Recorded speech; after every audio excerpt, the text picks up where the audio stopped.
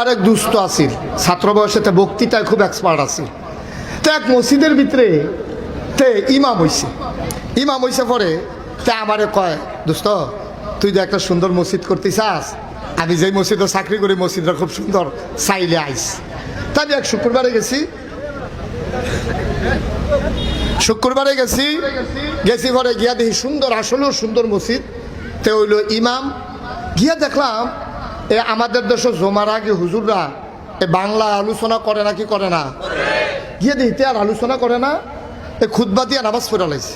নামাজের পরে তারে আলগা আনলাম, তুই দি মাসাল্লাহ তো সুন্দর বক্তৃতা পারতি, তুই তো সুন্দর করে তারা বুঝাইলে পারতি, এই শুক্রবারে এত্রি মানুষ তোর কাছে আইয়ে তুই আল্লাহর কাছে কি জবাব দিবি? কাউ জবাবের লাইন করে রাখছি।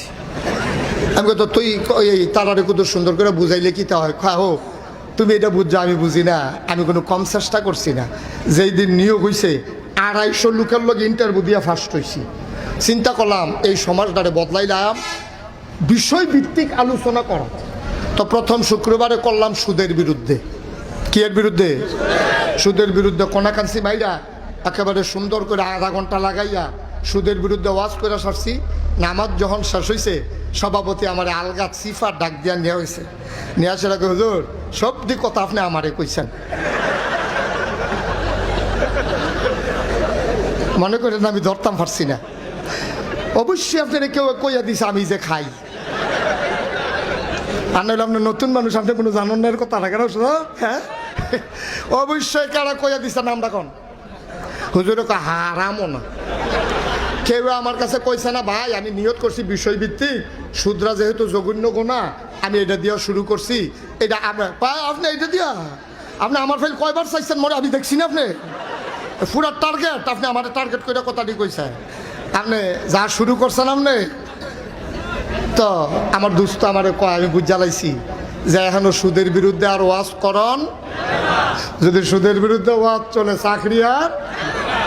তো ছাড়লাম, সভাপতির ডরে সুদের বিরুদ্ধে ওয়াজ ছাড়লাম। পরের শুক্রবারে চিন্তা করলাম সভাপতি যখন সুদের ব্যাপারে কথা বলে সেতে, আচ্ছা যা ঘুষের বিরুদ্ধে কই। পরের শুক্রবারে কইলাম কোটাকান্সি মাইরা ঘুষের বিরুদ্ধে কইয়া সারছি। পরে এই নামাজও শেষ হয়েছে, দোয়া শেষ হয়েছে, আমি রুমো বইয়া ভাত খাইতে আছি, সেক্রেটারি ঢুকছে রুমো। সেক্রেটারি ঢুকে সেটা কয়, কি হুজুর ইয়া আমি যে সরকারি চাকরি করি এটা আপনারা কইছে কারা? তো বলে এটা তো আমি আগে জানি, আপনি সরকারি চাকরি করেন এটা কইব কারা? কয় আপনি এই ওয়াজ শিখছেন কেন? আপনি কই শিখছেন এই ওয়াজ? একদিন আপনার সভাপতিরে লইয়া ছুটেন, আজ ধরছেন আমারে, আপনার ধরেন কি আমি কি আপনার কিছু কইছি? কয় না আপনি অবশ্যই জানেন আমি যে খাই, এটা বুঝছে তো আপনি আমারে ধরছেন, মনে করেন কিছু বুঝি না চাকরি। তা কয় সেক্রেটারির ডরে ঘুষের বিরুদ্ধে ওয়াজ করলাম। পরের শুক্রবারে ওয়াজ করলাম মদের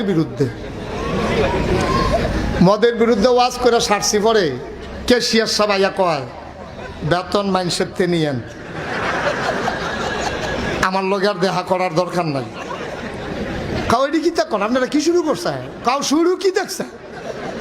শুরুটার ভাইবে না হনে না, 2 মাস বেতন বন্ধ করে দিলে দেখবেন ওয়াজ দেখবেন ঘর লইয়া লাইব দেখবেন। এটা আমরা বুঝি এটা। হ্যাঁ আপনি আমি কি সবসময় খাই নিমাইতে বাইতে না খাই? আপনি এই কথা করতেন গেছেন কিন্তু না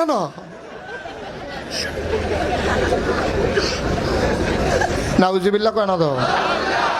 সভাপতির ডরে ওয়াজ ছাড়ছে সুদের, সেক্রেটারির বিরুদ্ধে ডরে ঘুষের ওয়াজ ছাড়ছে, আর মদের ওয়াজ ছাড়ছে ক্যাশিয়ারের ডরে। তা আমি কি আর বিষয় নাই, তুই অন্য তন লইয়া কথা কইতে পারস না? কই যে এইটা কই কেউ এরে না কেউ এরে লইয়া ছুড়ে।